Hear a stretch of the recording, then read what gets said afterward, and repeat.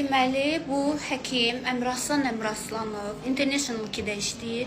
Mənim başımı oyun açır və bunu açıqlamaq istəyirəm ki, məni 2 dəfə əməliyyat eləyibdir. 2 əməliyyatı da çox bərbad vəziyyətdədir, hal-hazırda da elədir.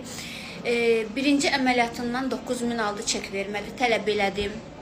Kassada ödəniş eləmişəm və çekimi vermədilər.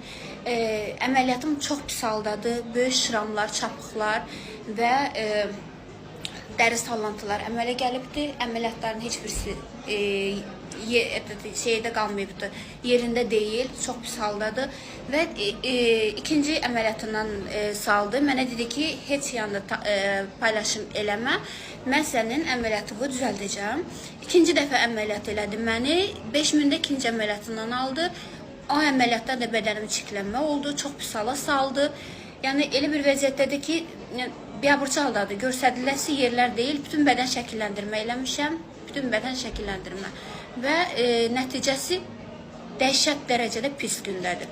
Və mən bundan pulumu tələb elədim, 14000 manat pul ödəmişəm 2 əməliyyatımın bir yerdə və çek verməyiblər, bunlar vergidən yayınırlar. Pulumu tələb elədiyim halda bu insan götürdü mənim əməliyyatdan öncə çəkilən geyimsiz şəklimi, həkimdir, bütün həkimlər əməliyyatdan öncə do hiposi şəklini çəkir və bu şəkli götürdü, paylaşdı sosial şəbəkədə. Paylaşdı, üzü açıq şəkildə geyimsiz. Hansı xanımı geyimsiz paylaşmaq olar? Yəni, kim icazə verib ki, bu həkimə belə öz başına hərəkətlər eləsin, şantaj eləsin? Açıqlama olaraq da dedi ki, o məndən pul tələb elədi, mənim haqqımda danışdı deyə mən onu paylaşım eləmişəm. Mənim haqqımda heç yanında danışması, mən onu paylaşmayayım. Belə şantajla məşğuldur bu insan. Və mən bundan tələbim odur ki, bu insandan, bu qəssab həkimdən mənim pulumu versin. 14000 manat az pul deyil, yerdən yığılmır o pul. Sənin üçün, yəni bir əməliyyatın puludursa, mənim üçün o illərin əziyyətin puludur. Mən 14000 manat pul vermişəm, bədənim pis haldadır, üzərindən məni şantaj eləyir və şəkillərimi yayır. Məni bütün Bakıda biabır eləyir bu insan. Üstündən də ki, gəlir, məni verir məhkəməyə, bunun haqqında danışdığıma görə. Deyirləri, oğru necə bağırıcı, doğrunun bağrı yarıldı. Bax, həmən hərəkətlər eləyir. Bu deyir ki, get kimə şikayət etsən, elə mən heç kimdən qorxmuram, nə polisdən qorxuram, nə qanundan qorxuram. Mən bu Bakıda mənəm də, məndən başqası yoxdur.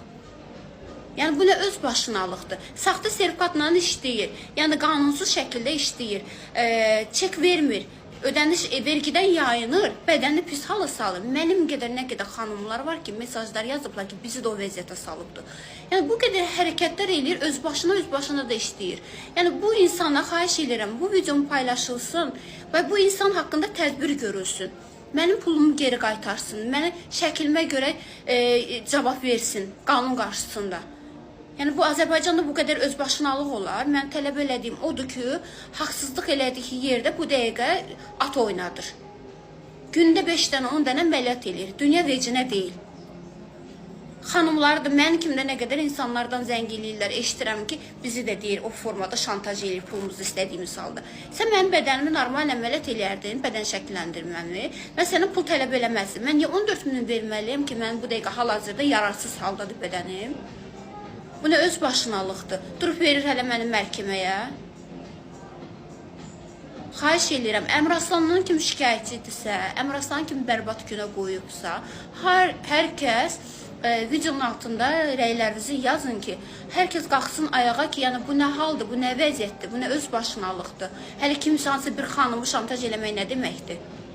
Yəni, Nüjər Bakıda buna baxan yoxdur.